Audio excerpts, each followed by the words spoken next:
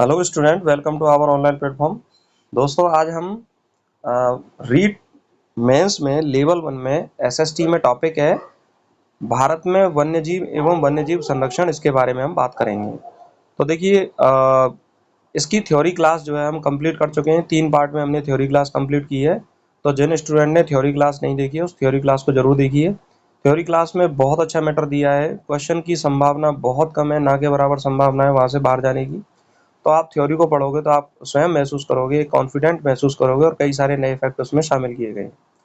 तो पहले थ्योरी पढ़ें और उसके बाद क्वेश्चन प्रैक्टिस के माध्यम से हमारा जो चैप्टर है वो क्लियर हो जाता है। कई सारे स्टूडेंट्स की क्वेरी आ रही हैं कि सर हमें ये थ्योरी की नोट्स चाहिए। तो नोट्स के लिए आप myexamcenter.in वेबसाइट पर जाएं। वहां आपको ऐप इंस्टॉल करने की परमिशन मांगेगा, ऐप को इंस्टॉल कर लें। नोट्स हैं, टेस्ट सीरीज हैं और कई सारी लाइव क्लासेज हैं, वो रीट मैन से संबंधित आपको उस प्लेटफॉर्म पर मिलेंगी, ऐप पर मिलेंगी। तो हमारे ऐप को डाउनलोड करें और वहां से आपको नोट्स अवेलेबल कराई जाएंगी। आप नोट्स वहां से ले सकते हो। तो जो भी स्टूडेंट रीट मेंस की तैयारी कर रहे हैं, इस चैनल पर नए हैं, इस चैनल को जरूर सब्सक्राइब करें। और चलिए, आज जो है एमसीक्यू की पहली क्लास है। इस पहली क्लास में हम एमसीक्यू प्रश्नों के माध्यम से समझेंगे किस तरह से प्रश्न बन सकते हैं और परीक्षा में आएंगे। तो पहला क्वेश्चन है, भारत में वन्यजीव संरक्षण अधिनियम कब पारित किया गया? भारतीय संसद ने वन्यजीवों की सुरक्षा के लिए वन्यजीव संरक्षण अधिनियम पारित किया। वो कब किया? 1970, 1972, 1973, 1975।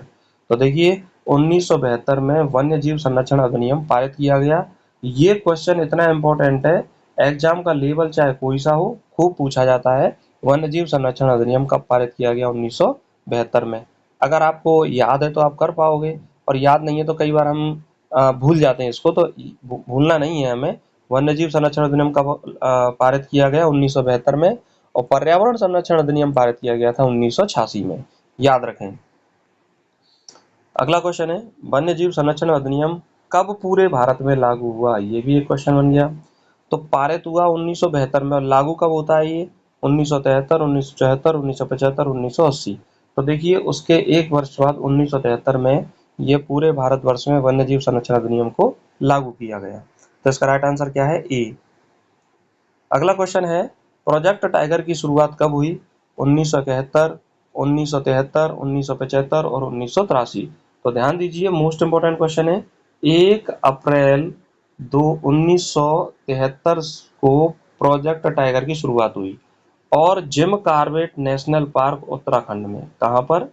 Jim Corbett national park Uttarakhand में इस टाइगर प्रोजेक्ट की क्या हुई? शुरुआत हुई। दोनों ही क्वेश्चन पूछे जाते हैं, इसलिए आप इसको याद रखें। तो इसका राइट आंसर आपका क्या हो जाएगा? बी। अगला क्वेश्चन है, प्रोजेक्ट एलिफेंट की शुरुआत कब हुई थी? तो प्रोजेक्ट एलिफेंट 1980, 1988, 1992 और 1995। तो मैंने आपको देखिए उसमें थ्योरी क्लास में पढ़ाया हुआ है कि प्रोजेक्ट एलिफेंट क्या है, क्रोकोडाइल क्या, प्रोजेक्ट क्रोकोडाइल क्या है और प्रोजेक्ट टाइगर क्या है। ये सारी बातें मैंने उसमें पढ़ा रखी है। तो जिन स्टूडेंट ने थ्योरी नहीं पढ़ी, उस थ्योरी को जरूर पढ़े। तो प्रोजेक्ट एलिफेंट की शुरुआत हुई 1992 में। हाथी संरक्षण योजना जो है वो कब लाई गई? 1992 में लाई गई। और इसका राइट आंसर आपका क्या हो जाएगा? सी।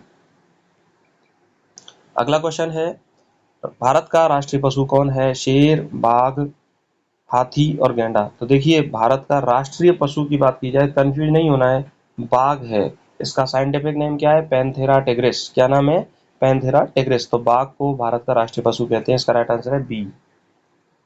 अगला क्वेश्चन है, भारत का राष्ट्रीय पक्षी कौन है? मोर, कौवा, तोता, सारस। तो देखिए, भारत का राष्ट्रीय पक्षी है मोर। क्या है?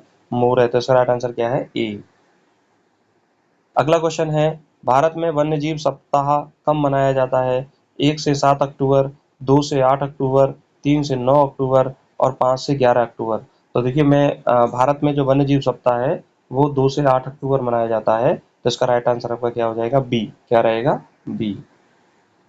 अगला क्वेश्चन है, एशियाई शेर कहाँ पाया जाता है? ये इंपॉर्टेंट क्वेश्चन है और मैं थ्योरी क्लास में आपको बता चुका हूँ। काजीरंगा, गिर वन, रणथंभौर और कान्हा।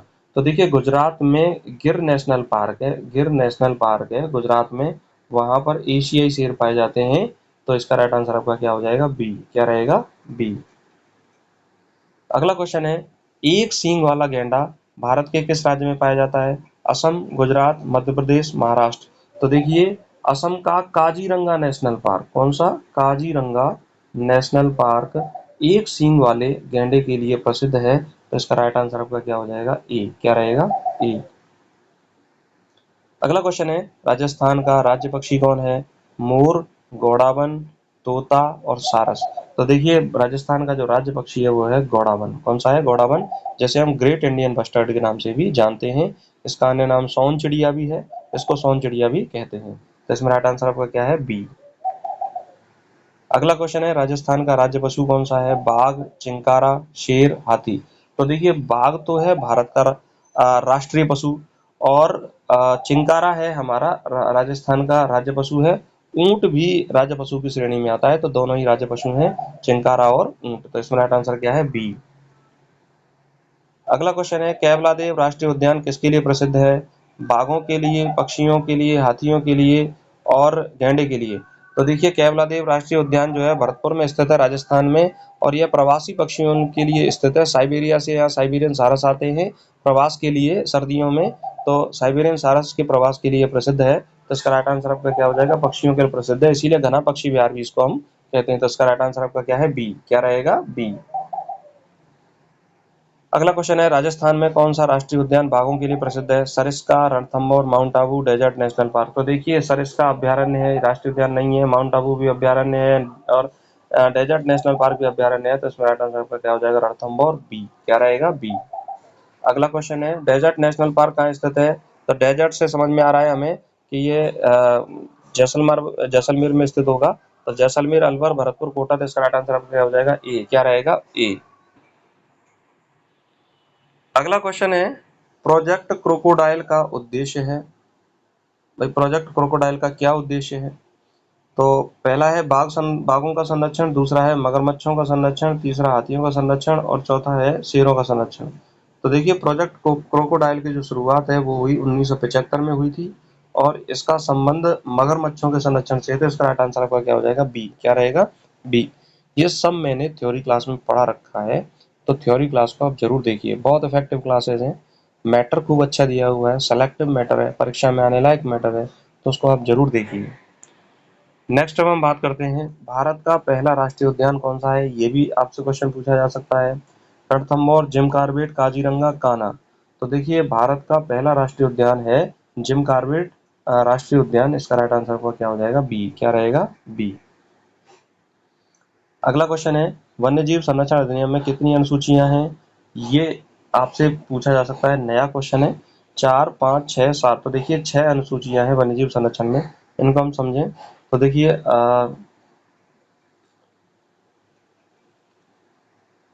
तो वन्यजीव संरक्षण अधिनियम में कितनी अनुसूचियां हैं? 6 अनुसूचियां। इसका राइट आंसर आपका क्या हो जाएगा? सी।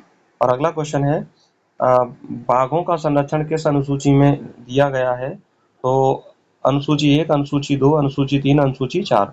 तो बाघों के संरक्षण जो है वो वन्यजीव संरक्षण अधिनियम की पहली अनुसूची में दिया गया है, जिसका राइट आंसर आपका क्या है? ए। इनको थोड़ा डिटेल से समझें। तो देखिए वन्यजीव संरक्षण अधिनियम 1972 में बनाया गया, 1972 में ये बनाया गया और पूरे भारत में 1973 में लागू किया गया। इसकी 6 अनुसूचियां हैं। पहली अनुसूची में सर्वोच्च संरक्षण की प्राथमिकता दी गई है, बाघ, शेर और गैंडा का संरक्षण इसमें शामिल है। दूसरी अनुसूची में भालू और लोमड़ी का संरक्षण, तीसरी अनुसूची में सांबर और काला हिरण का संरक्षण, और चौथी अनुसूची में सुअर और सियार का संरक्षण, पांचवी में चूहा और कोए का संरक्षण, और छठवीं अनुसूची में कुछ औषधीय पादपों का संरक्षण। तो आपसे ये पूछा जा सकता है कि वन्यजीव संरक्षण अधिनियम में औषधीय पादपों के संरक्षण जो है वो कौन सी अनुसूची में? तो वो कौन सा है? छठवीं अनुसूची। तो इस क्वेश्चन में आपका राइट आंसर आपका क्या हो जाएगा? ए, पहली अनुसूची। अगला क्वेश्चन है, राष्ट्रीय वन नीति कब बनाई गई थी? देखिए इस तरह का क्वेश्चन आए तो आपसे आपको हमेशा 1988 करना है, 1988 में बनाई गई थी। तो राइट आंसर क्या है? बी। लेकिन अगर आपसे पूछे कि पहली वन नीति कब बनाई गई थी, तो 1952 में पहली वन नीति बनाई गई थी। अगला क्वेश्चन है, नीलगिरी बायोस्फीयर रिजर्व, बहुत इंपॉर्टेंट क्वेश्चन है, ये खूब परीक्षा में पूछा जाता है। कहाँ स्थित है? उत्तर प्रदेश, तमिलनाडु, केरल, कर्नाटक की सीमा पर, असम और जम्मू कश्मीर।